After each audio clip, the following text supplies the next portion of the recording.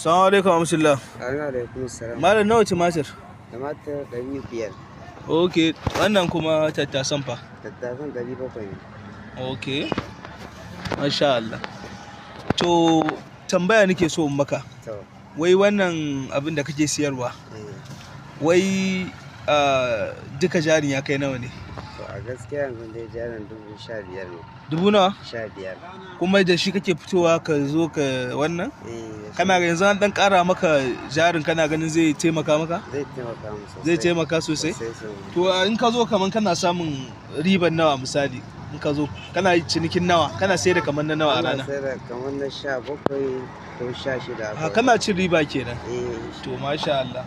To yanzu dai muna so ne za mu dan tallafa ma da wannan 10,000 sai ka ƙara da shi. To Allah ya saka. To me zaka ce ma wanda suka taimaka ma da wannan? Ubangiji Allah ya saka musu da alkhairi. To insha Allah. To insha